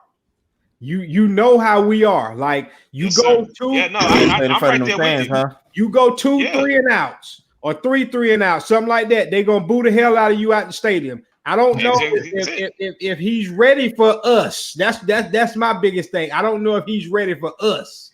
That's my thing. Yeah. It's easy to play with nobody in the stands with cardboards up there that look like people. I don't understand like why y'all booing. I don't get it. Huh? That ain't crazy, bro. What? No, they're not a real fan base like that. I don't understand how y'all booing, bro. When you never won anything. They hit Santa Claus, bro. They was I know that, but like they're booing, but they're booing, but they never win anything.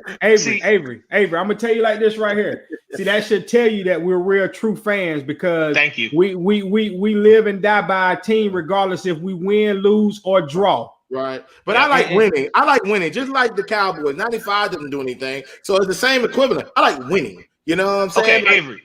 Yes. Avery, then I'm sorry, you ain't a true fan if you just all about winning. If you got to go, listen, you got to go through the rain to see the rainbow. You got to go through the mud to see the sunshine. Okay, we done fought and scraped and clawed our way to get to where we were at, and I take nothing away from what Doug was able to do with our team that year. But I'm telling you right now, whether we win or we lose, I will always be an Eagles fan. You will never have to question my loyalty. I might have to question yours with Daniel Jones and Saquon. That's right. But question his I'm loyalty, telling man. you right now, hey, when it comes to Philadelphia. You know I can get this remove button. You know how this. hey, I'm gonna take it like this, and then I'm gonna let y'all handle y'all business. And thank you again for having me on. Yeah.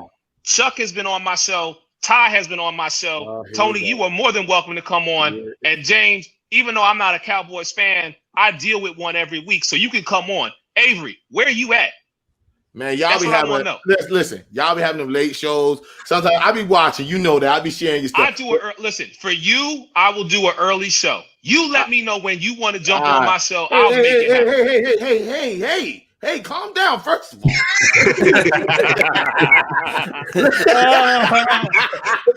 Calm down. Hey, he said you're running from him. I ain't running from him. I seen the other night when y'all had the I like the idea, man. That was a great idea when you kept having the fans come in. I really enjoyed that. That was very intriguing, for real.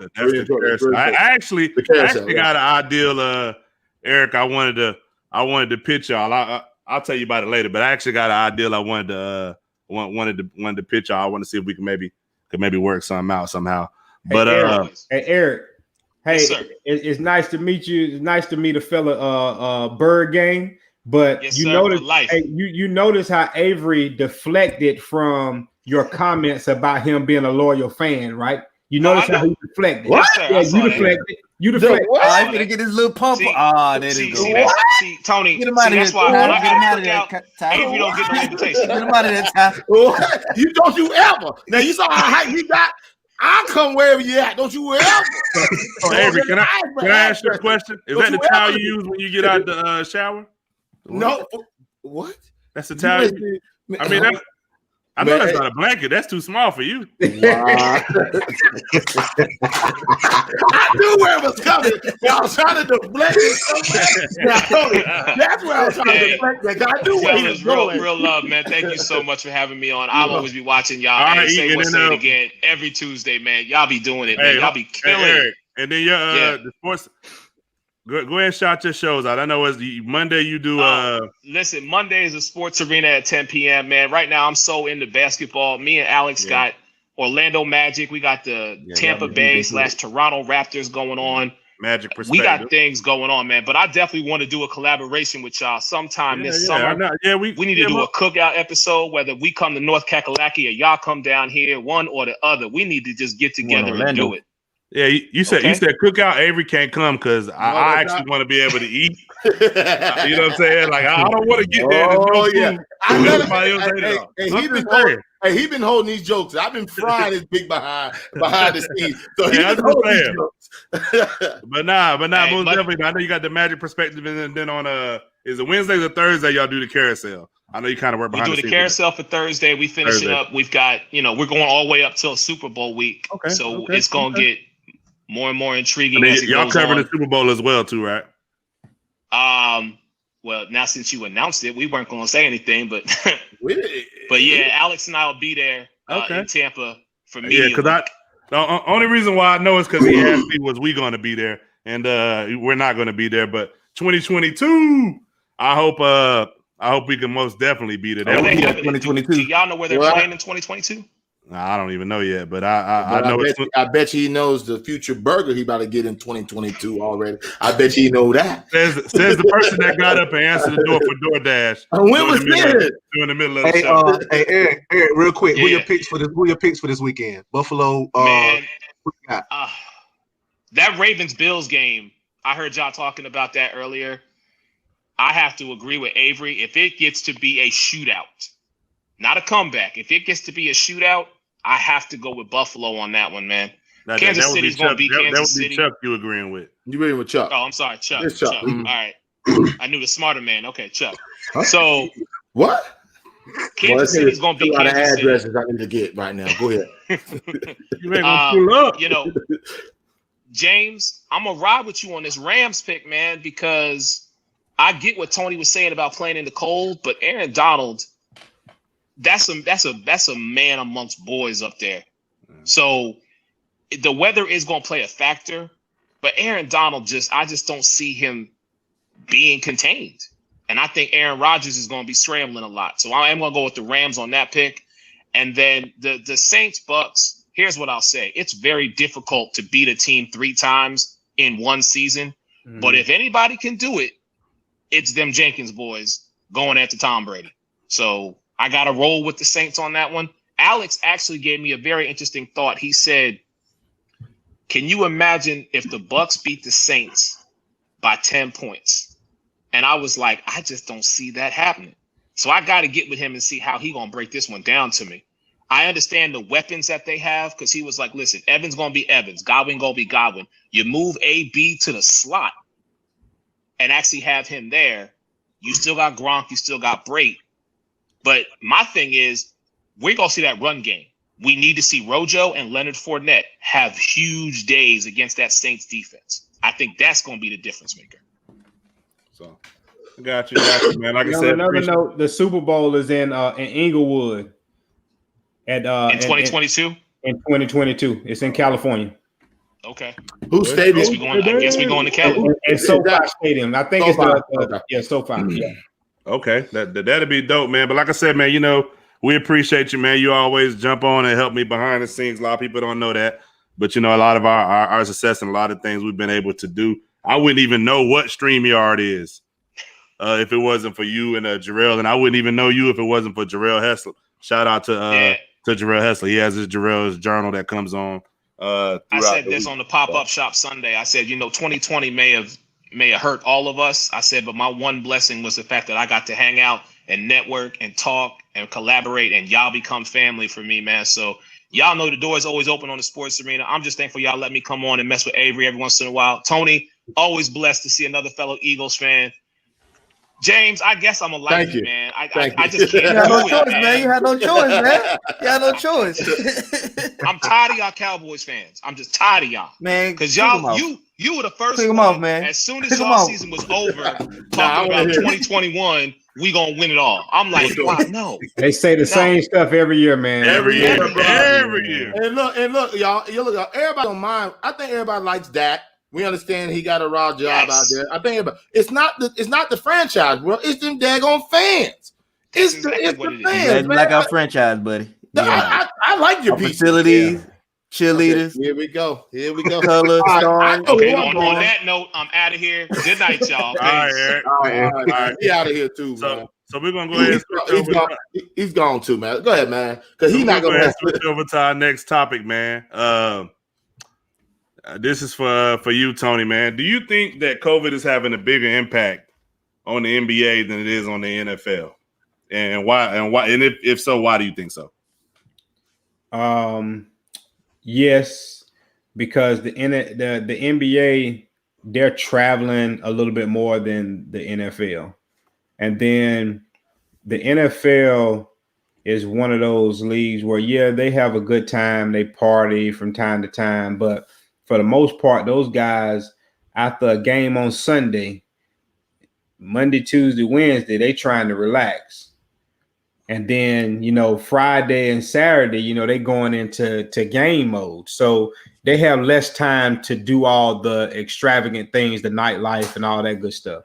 Whereas the NBA, they get there, they going to hang out, they're going to do whatever. They got more time to do a little bit more. And it's a different type of league. Whenever I think the NFL is more of a season type group of guys. Where, they done been to college and, they've been there for a few years and all that good stuff. Whereas the NBA, you got guys that they basically coming out of high school. They say they play 1 year in college, but you coming out of high school basically and 18, 19 years old where, you ain't lived and you feel like you got to do this and you got to do that. So they're not going to take all the precautions that everybody else take. And then you got leadership in the NBA because LeBron and KD them are on the top of leadership. But then, you got people who think James Harden is, one of the top guys, but he doesn't set a good example. Kyrie doesn't set a good example, for all these other guys. And so that's the problem with the NBA. I just feel like the NBA going to have to go back to a bubble. The players not going to like it. And I do believe that we may end up going to a strike because I don't think they're going to want to go to a bubble again.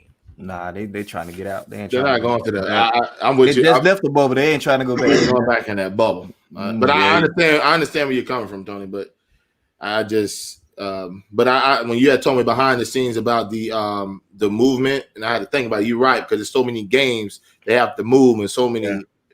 So many players. Because the NFL team has more players, but there's so many games you have to move at a certain time.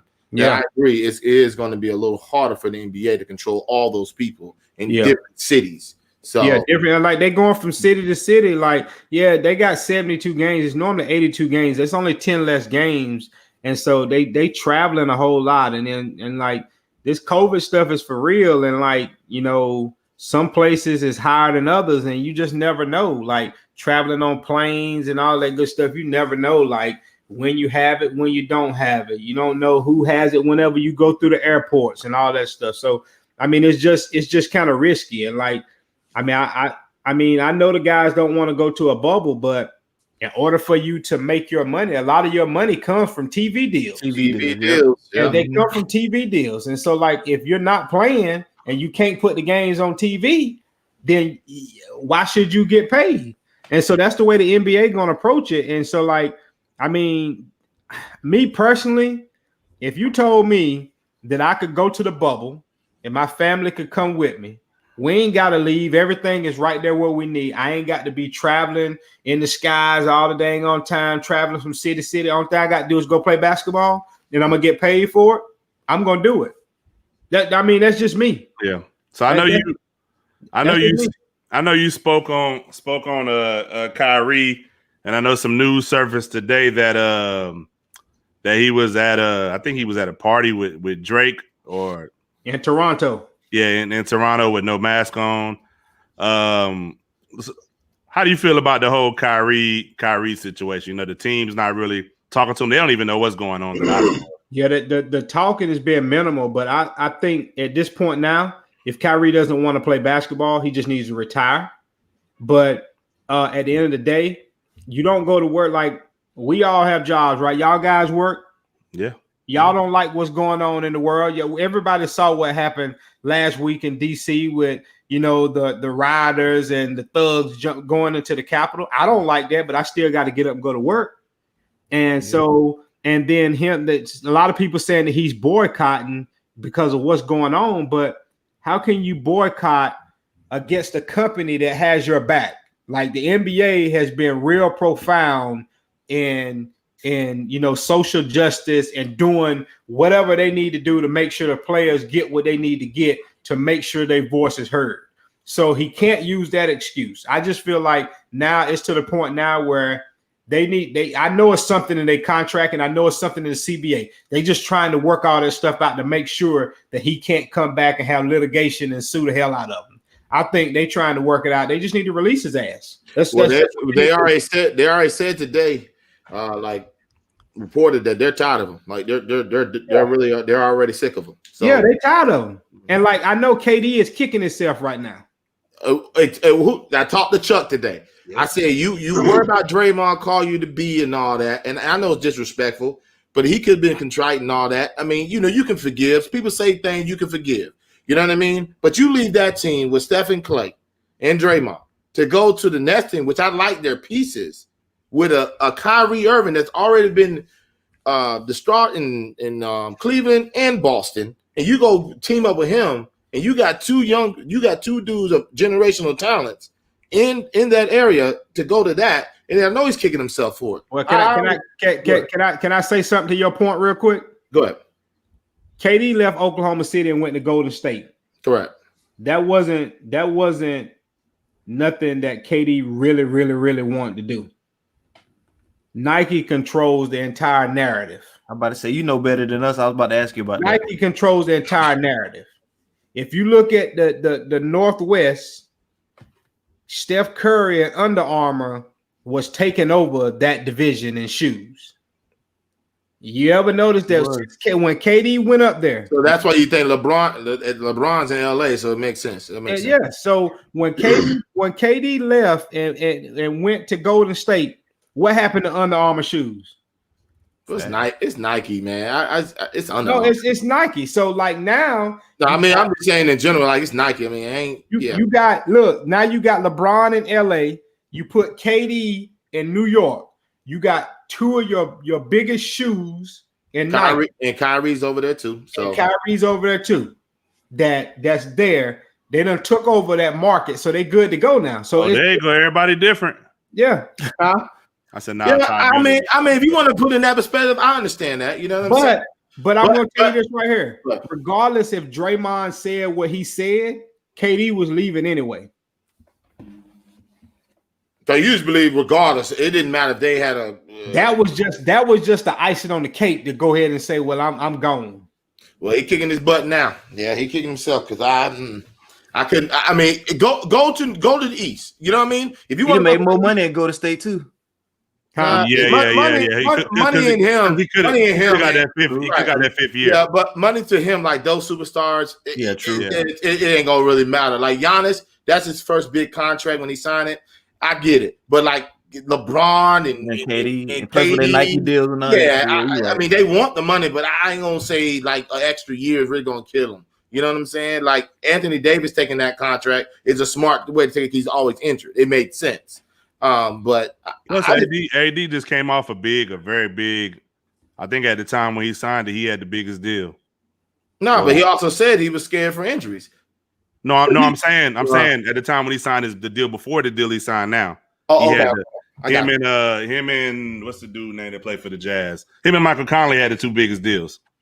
Oh, that's right. Yeah, before, but that's what I'm saying. His prior deal. So he came off a big deal. Plus, I don't know what his shoe deal is because big man they don't get the outside of probably KD. Big men don't really get the same love with the shoes that we don't consider KD a big man. Yeah, that's what I'm saying. But I'm just saying because he's tall. But most big men don't really get love with the shoes. No, he. I don't even think he. I mean, he has a Nike endorsement, but I don't think that he's not a signature athlete for some reason. I don't know. Roger gonna say I know it's big, but we're talking about that's just silly. He's thinking inside the NBA. We know they're all big. We're just talking about people not taking that extra year and going somewhere else. You just let whoever that is get your blood pressure high. Yeah, man. You know who Roderick is. You know Rod. Hey, you know Rod. We know obviously we know all the contracts big. If somebody gets 1 year, $40 million, that's big. But we're talking about the years. That was more a year thing. You can get the same amount of money, it's just less years. That's all it is. What you think with the whole situation? He's just funny. I just laugh because it's like you almost see it coming. With Kyrie, you almost see it with you coming. 100%. It's just more or less like when it's gonna happen.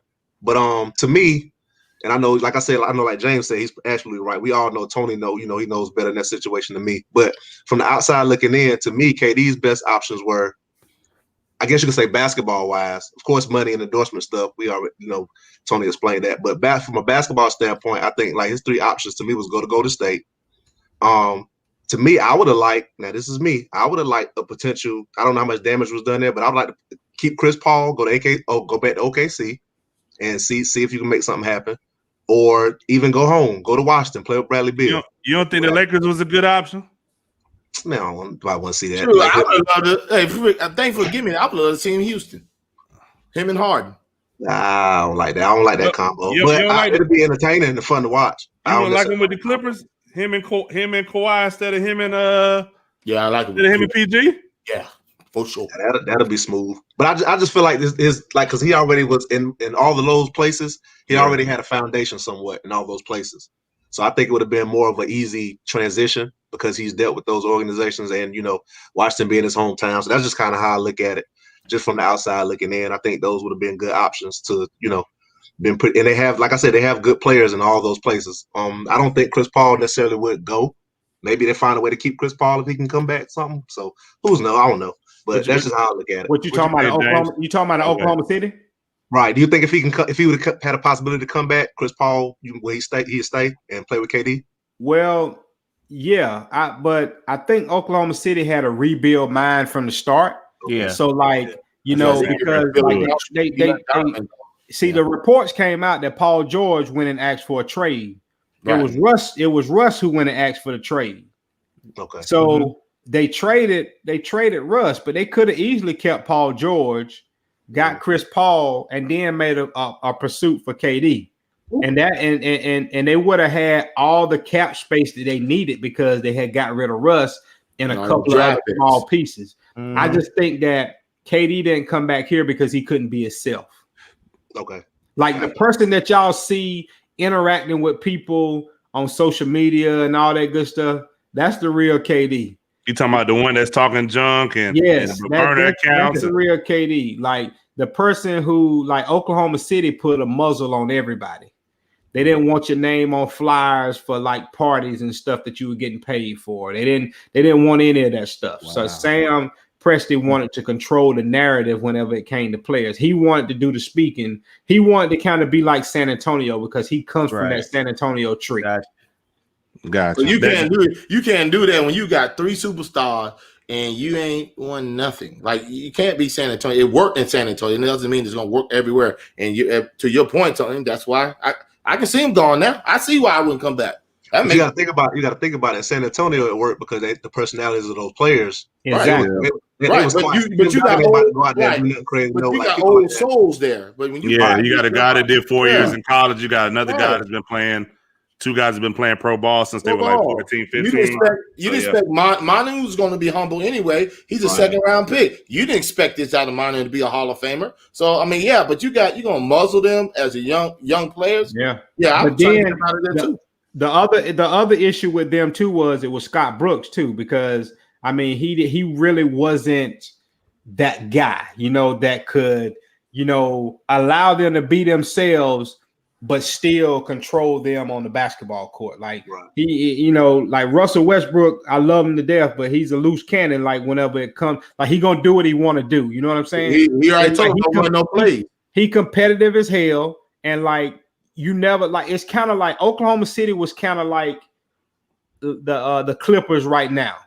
Like you didn't know who the guy. Well, we knew who the guy's supposed to be. Right. But we didn't know who the guy was because the other person thinking was he was the guy too. Because like if you look at the Clippers now, Kawhi's supposed to be the guy. But you see it now. Paul George think he the guy now. Paul George getting paid like he think he the guy, like and he thinks he's the guy. Oklahoma City, KD was the guy, but Russ had a chip on his shoulder and he felt like he was the guy too. And you didn't have a coach that could mend all that stuff together. Right. Gotcha. I got you, Rod, but it's because sometimes for him to know all the basketball, like yes, he could be in the basketball Hall of Fame because the international player. But if you're just talking based off basketball, never mind. I don't know why you did that. Like you're sounding. Never mind. Go ahead, man. Yeah, Rod, tripping. I took Rod on that Kanye right now, man. So let me ask you a question. I know before the show started, man, we was having an interesting conversation, and I kind of wanted to get back to it about Steph Curry. Now, this is the thing, and this is my take on it. I'm gonna give my take before y'all start going at it. But my take on it is this: I never said Steph wasn't good. What I said was, we hold some superstars to a certain standard. We hold LeBron to his standard. We hold Durant to their standard. Sometimes I feel like Steph Curry is the one person that's not always held to that same standard. He's held to a different standard to a certain extent because I don't know if it's because he's Steph. I don't know if it's because he's smaller or what. But I think that the way Steph is playing right now is great. Earlier in the season, I don't think he was playing up to the way he should be playing. But that's just my opinion. I mean, the 63 points is impressive. I know he had another game that was 30-something. Is the talent around him that great? No, but when you're a superstar, you're expected to produce regardless. What you think, Tony? My take on Steph Curry is this right here. The first few games you saw Steph Curry, he did not look good at all. And we can blame it on talent around him, all of that good stuff. I played basketball. If you put me with a shitty team, I was going to do whatever I had to do to make that team better. That's just my mindset. But for people to say that Steph is the best point guard in the league, and point guard to me is like you make people around you better. And you can say that Kelly Oubre and Wiseman and them guys, whoever he has around him, is not that great. But Steph didn't look good really until Draymond came back because he took a lot of pressure off him that Steph could not handle as far as being the leader of that team. Am I saying Steph ain't good? No, Steph is a hell of a basketball player, Avery. And I'll say that, Avery, he's a hell of a basketball player. He can shoot the hell out the basketball. But as far as being the leader of that team, he's not the leader of that team. And it showed the first few games until Draymond came back. That's when Steph came out of his shell because he needs somebody to put people in the right places. Steph is more of a shooting guard to me. He might be the best shooting guard in the league, but he's not the best point guard in the league. And at the end of the day, if he's going to be that type of player, and what I compare it to, and I'm not comparing the players, I'm comparing the teams and what they had around them. If you would have took Steph Curry and put him with that Oklahoma City team last year that Chris Paul played with, they wouldn't have made the playoffs. They wouldn't have made the playoffs. Simply because Chris Paul is the type of guy where he leads, he delegates, he gives people confidence. Even whenever he knows that you're not good at this. you're not good at this, but I'm gonna get you right where you supposed to be. And that's the problem with Steph. Steph don't put those guys in situations to make them better. He does whatever it takes to make himself better. Now, Draymond has come back and taken over, delegating all that stuff. So that's the Steph Curry that you're seeing now, scoring the 62 and the 37, and their team is a lot better. But if Draymond goes down again, I guarantee you'll see that Steph that can't carry the team. What you think, James? I'm gonna let Avery answer. Go ahead. I see your face. Go ahead. Nah, go ahead, James. Nah, you go ahead, man. I'm gonna let you and Tony handle this. Go ahead. What? Well, let me real quick before Avery go in. I'm gonna give a little 2 cents, and I'm gonna go. Because I heard a statement that was made earlier. I disagree, and I do feel like leaders come in different ways. I don't feel like you have to necessarily be vocal to be a leader, because I know even on those championship teams, you would hear the veterans and the Iguodalas and the Sean Livingstons and those guys talk about how Steph off the court, kept their heads together, kept them together. He kept them as a unit. He kept them grounded. And he always preached, about being humility. To me, that's being a leader. Now, that's off the court. I get it, but to me, that flows on the court.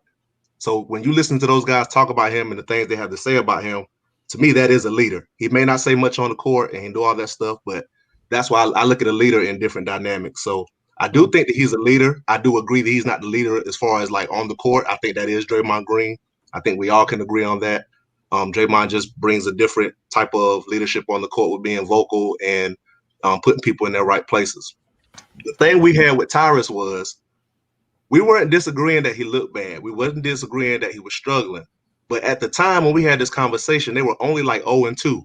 There's no player in the league that I think you can judge where they're going to go, what they're going to do, what's the outcome going to be after just 2 games. You're with a brand new team, all this good stuff. They were just like, they only had played 2 games. So in our minds, it's like, how can you go this hard on this man and they only played 2 games? Like, give them some time. Like, if they play about a month or so, all right, man, you got it. But give it time to see what happened, and after that, then we can say okay. But it was too early for us to say. Yeah, but you judge Oubre and Wiggins though.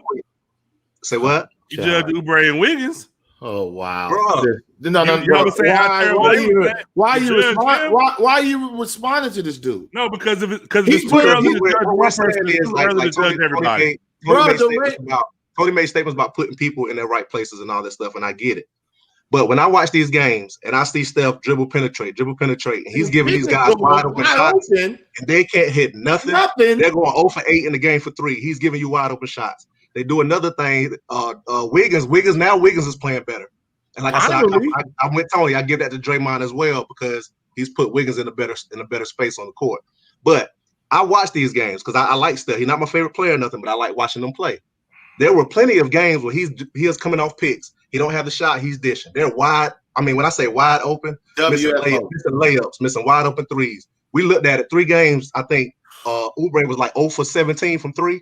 These are wide open shots that you need to make. So I get it. He may not be better, but you can't fault him for getting somebody a wide open shot all these games and they can't hit nothing. Hey Charles, can I ask you a question? Can I ask you one question? You made a comment saying that Steph was coming off screens and he was hitting Oubre and he's like 0 for 17 for 3 and all that good stuff, right? Mm-hmm. I heard that correctly, right? Mm-hmm. So my question is, and whenever I say you got to make people better and put them in the right situation, is Oubre known for his 3-point shooting? Then why is he even out there? No. That's not my question, Avery. That's not my question. My question is he known for 3-point shooting? No, he's not. Well, I will. But no. I'm going somewhere else with it, Charles. The reason why I asked that question is because whenever I say set people up and get them in their sweet spots, in their comfort zones, that's not him. So you get okay, I'm gonna use this for an example. Jason Kidd used to give Dirk Nowitzki the ball where? probably low block. That right there, the low block, The or right elbow, there at the or the high elbow. kick. Right. Yeah. Right. Elbow. And guess what? He made sure every time that's where he got the ball to. Okay. And I'm just using that for an example. Mm-hmm. Kelly Oubre is a slasher. Right. And it could go not just on Steph, it could go to Steve Kerr. That's all I'm about to say. Is it Because and so this is what I say. Steve Kerr has a lot to do with it also, because he's coaching this team like they got KD, Steph, Draymond, and Clay. He's still coaching that team like that. Right. But with Steph being the quote unquote best point guard in the league, then you got to start delegating some things and putting people in spots that you know that they can score. Now, if they go and missing layups and dunks and stuff, I get it. But why get a ball to a person to shoot a three when he's not a three-point shooter? Now, if he passing to me, that's totally different. If he passing to you, what you gonna do with it? If he passing to me, that's totally different. Okay. He'll lead the league in assists, plain and simple. But Tony, this is my thing, and I get you absolutely right. But this is what I was saying. It wasn't consistent. It wasn't like he was high volume. In Phoenix, Oubre hit these same shots, bro. I like a wide open three in Phoenix, he was hitting that. So I mean, it's like you dog on if you don't, you dog on if you do. Okay, no. So let me ask this, Charles. Okay, me and you cousins, and we played together. Mm-hmm. And I've seen you miss shots. Right. And whenever I say something about leading, haven't I come to you, James? You the same way. Keep shooting, bro. It's gonna fall. Like, you gotta learn how to uplift your teammates. That's what Draymond does. So you don't think Curry does none of that? About those guys saying that Steph did stuff off the court and all that stuff. Stop believing all that shit. They say the right things on camera just because they're teammates. As soon as they're not teammates, then they change that story. So stop listening to all that. Stop doing that. Just stop it. Tony, hell for that one. At the end of the day, man, what I'm saying is you have to uplift your players. Look what Chris Paul has done on every team that he's been a part of. Thanks. And that's all I'm saying about Steph. Yes, he doesn't have all the help around him. Chris Paul didn't have all the help last year, but you know what Chris Paul said? I'm gonna stay here in Oklahoma City, and I heard this come out of his mouth. I'm gonna stay here in Oklahoma City, and I'm going to take the team that I have now that they say they rebuilding, and we gonna do something special. And these jokers, before the pandemic, they were fighting for third and fourth place in the West with nothing. You could say that he had Steven Adams. Shit, big man come a dime a dozen now because big men don't exist in the NBA. Only thing you got to do is catch and lay the ball up half of the time. You don't have to have no post moves, none of that stuff. And then who was the next person? Dennis Schroeder coming off the bench. Dennis Schroeder coming off the bench. Do you know who's been a Gilchrist Alexander played well? Yeah, but you know how he got to playing well? Chris Paul. Chris Paul schooled them boys all year. Everybody wanted Dennis Schroeder to be gone last year because nobody liked playing with him until Chris Paul got there and like schooled him and showed him, did all the right things that a point guard and a leader supposed to do. But Steph is playing better now. Like, I'm not gonna hang 2 games on him, but at the same time, whenever I watch those 2 games, you don't go out getting beat by 35 and 40 points. That's just me. But Tony, it was a lot of, like we were talking about this, it was a lot of teams for whatever reason. The first 2 weeks of the season was weird. Yeah, you had teams, everybody getting blown out. It was crazy. I was like, this is crazy. Yeah, you're right. I have to agree with you. And Avery, you sitting there biting your tongue. Guess what? I got you can say whatever you want to say. And guess what? I'll go back and forth with you. You should know that by now. Hey, look, I'm gonna go ahead. Hey, look, this is what I'm gonna do. I'm gonna open the floor up for y'all. Avery, go ahead, man. Go ahead. Where you went? Because since he don't want to talk, Avery makes it look like I'm saying Steph Curry is a bad basketball player. I'm listening to everything you say. I'm not saying that Steph is a bad basketball player. Here's my issue. You just said a second ago Steph Curry says one thing in the media and behind. No, I didn't say Steph said that. I said players say that. Fine. You want to take a step by fine. You want to fine. Players say that. So you don't think Chris Paul said the same thing? You think Chris Paul wanted to go to OKC? Say the same thing about what? He says. I said I heard that come. I heard that come out of his mouth, not to me, to me. He wanted to stay there because that big contract. He wasn't no fool. He wanted to be there for that big contract. Period. He's gonna get that money regardless, Avery. But that's right. So of course he's gonna say that. Like, don't act like that's what he wanted to be. Avery, that contract was already signed, brother. I get that, man. But that doesn't make like, oh yeah, you're gonna happy. Yeah, you're gonna say those in front of the media. You know, he could have easily wanted to go to a contender. He could have easily wanted to go to a contender. He was no in control. Nobody was playing that contract. You know that game was too old. You know this. So don't even play that game. Hey, come on, Avery. It was people interested. Ooh, for that big contract? Was not going to work at that time because it's age. You and I know that. So you can't say that.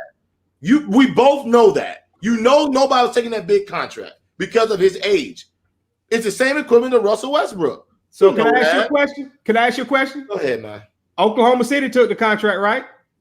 Because they thought wait a minute. Houston took the contract. Now, Phoenix just took the rest of the contract, right? I mean, yeah, that's it. Go ahead. Okay, so you said nobody wanted the contract. That's two teams that took the contract. I didn't say. You said contender. This is what you said. You said contender. Not many teams really wanted the contract. Yes, teams want the contract. You want to put it in your context, but not many teams are contender. Somebody can use Chris Paul, like the Clippers. They can use Chris Paul. That's a contender. Phoenix is not a contender. The Clippers was they made some calls. No, I'm with you though, but that's what I'm saying. This is what you don't know, Avery. I don't have to know, but the reason why Chris Paul didn't go anywhere is because of Sam Presti. Sam Presti put a bounty out. That's what he did. If you were gonna take Chris Paul, he wanted first round, second round, a first round for 2025, a first round for 2026, a first round for 35. That's what he wanted. And I also heard this. Chris Paul also said this in the media. He said, I'm not going to be mad because my last two contracts is $40 million and $44 million. Why am I going to be upset? I don't care where I play. I can play in $2 Russia and I'll take the 40. That's what I'm saying. Like, yo, you're basically saying he's on the team because he's forced there. I get your contract point. I do understand the contract point. But don't make it like he was just like, yeah, I'm just going to, He's Chris Paul. He's a great point guard. To me, he is the best point guard in the league. That's a fact, a pure point guard. But don't make it like he didn't say something behind the scenes, like he was just hunky dory. Yeah, I'm happy to be in OKC. I still can't fight for a title. I never said that he was happy to be in OKC. Well, you made it like he was like, yeah, man, I'm just gonna, No. See, that's the way you took it. Well, that's because how you trying to make yourself a good point. That's what it is. These are facts. It's not. No, that's not a fact. That's not a fact. That doesn't come out of my mouth, Avery. No, I'm talking about what Chris Paul said. These are facts. I'm not making yours. I'm just taking off what you say, and I may ad lib a little bit. I may ad lib it on it. But I'm just you got me. See, I got you where you always get me. See, this guy right here never changes. And you need to stop that crap, man. You really do. No, for Steph Curry, you need to stop this blasphemous stuff you said about Steph Curry. I agree. Hold on. I agree. You saying I can't criticize Steph Curry? I've never said that. Just like you told me. That's all me and Tyra saying. We criticize him. You exactly. Tyrus is a totally different scenario. No, we criticize Steph Curry. No. Hold on. You're different. You're different. Tyrus did this before. It was legitimate. Right. 2 games in the season, you can't judge somebody and say, y'all was judging Oubre and Wiggins. No, we said, okay, hold on, Ty. Yeah, I was judging Oubre and Wiggins. Not James, right? Yeah. Watch this. Never mind. Are y'all ready? And I was defending them. I was like, yo, they give him a chance. 18, 19. Said Wiggins was trash. Yeah, you always said he was trash. He's been trash. Yeah, yes, he's in the only thing not trash to you is food, so. See, you cut me off. Y'all don't like. My issue with Ty was this. You're really not the issue. Your opinion, that's your opinion. Ty came 2 weeks in, and we're going to criticize him. I said, it's 2 games. And I already said before Wiggins even got there, he was hot garbage. He proved my point. Wiggins only got dunks. He didn't score no jumpers, no layup dunks. Well, put him in position to get dunks. He shouldn't go out to the 3-point line. Put himself in the position. He in the NBA. Well, Avery, to your point, you're making. I think we all kind of right in a sense. But I think like I'm not putting all the blame on Steph Curry. A lot of it has to do with Steve Kerr. It has a lot to do with Steve Kerr. It has a lot to do with those players as well. But no, see, but this is my thing right here, Avery. Go ahead. If Steve Kerr would put those guys, just like I said, Steph, and quit coaching them like they 3-point. That's what they lived off of. Okay, now let me stop you. Let me stop you right here. Does Oubre like to shoot the basketball? That's you gotta think Oubre. Am I gonna answer my question? Wait a minute. You gotta think Oubre wasn't even on the team until Clay got hurt. One more time. Does Oubre like to jack the thing? Do you real? Oh yeah, he jacked it. Do you like the jack the thing? That's the league now. You got jokers. That's not what I'm asking. And I completely agree. That's not what I'm asking. Does Oubre like to jack the thing? That's a yes or no. Yeah, yes. No, I'm talking to you. The game is shooting the ball all the time. Right. But Oubre don't need to be jacking like that. He's not a high percentage scorer. And that's what Tony's saying. They need to put him in the right position. Oubre need to put himself in the right position. Stop floating into the 3-point line. That's not his game. Well, if the coach tell him don't float there, then put him on the bench. You ever seen Oubre? It is what it is. Have you been paying attention to Oubre? Oubre do his thing. He do his own thing. Well, he crazy. I know that. He crazy. That's why I like him. He crazy. But James, y'all taking away from the argument. Y'all just took the 3-point part of the argument. Flipped it what over. we said was and like he was 0 for 6, 0 for 7 for 3-point line, but for the entire game, he might go 3 for 17. Like he was missing layups. He was missing dunks. He was missing little floaters at the rim. It wasn't just the 3-point line we're talking about. That's just the part that kind of was taken. Like he wasn't playing. He's still not. Wiggins kind of found his niche. He hasn't been playing good like he was last year. I know. I've been watching him. He ain't playing like he was averaging 19 points a game last year. Yeah, I know. It's crazy, bro. That's crazy. Hey, Charles, I get all y'all points. But let me ask this right here. The same way that I'm not putting Oubre and Wiggins on the same level as Steph Curry. I'm not putting neither one of them on the same level as Steph Curry. But if we criticize them for not playing well those first 2 games, you can criticize Steph Curry for not playing good those first 2 games too. And hold on, Tony. One, let me get back to that stupid Bender's comment. He says everybody shoots the 3. They don't need to shoot it. They can't shoot it. Well, I agree with you on that. I agree. You can't shoot it. Not you. Shut up, Ty. You did. I seen you jack a lot of 3s. I never seen you make one. You a lie in the hell. I was cooking your big ass. Anyway, bro, I was cooking. I wasn't a 3-point shooter. I ain't never seen you shoot no 3. Man, I shot 3s now. You never seen him make one. He hit the occasional 3 here. Y'all are 3-point shooter. But Ty just trying to get go. Hey, but Tony, he shoot worse than Shaq from the free throw line though. Hey, his teammates told me that. Real quick before Avery finish, when like the argument saying, well, we can't bash. We never brought up Wiggins and Oubre. Tyrus brought up Steph Curry. They didn't say Steph Curry was going in on Steph Curry. So then us in response said, well, bruh, look at how Wiggins and Oubre playing. We never initiated anything about Wiggins and Oubre ever. Until you brought it. It was just a response to him bashing Curry. We was like, well, Curry playing bad, but bruh, look at what these guys are doing as well. That's how the conversation started.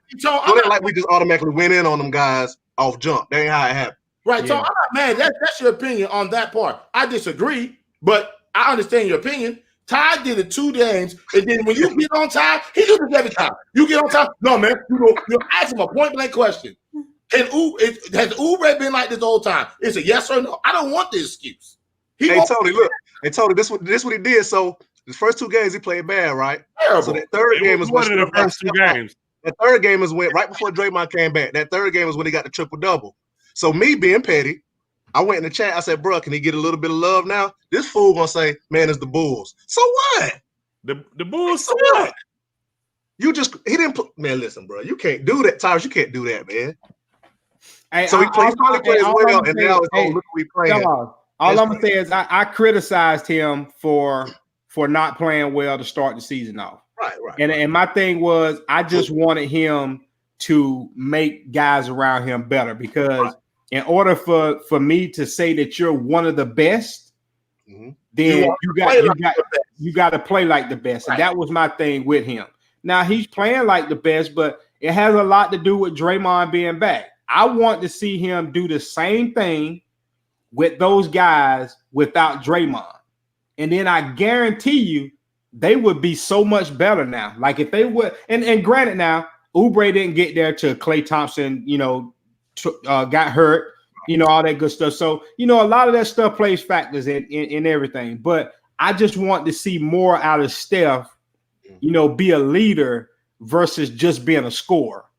And I get what you're saying about, you can lead in other different ways. Yeah, we can lead off the court and all that good stuff, but ultimately our job is on the basketball court. So the problem with Steph is the best player on that team right now. And a lot of people feel like the best player is the leader. He really not the leader. And that's what people don't understand.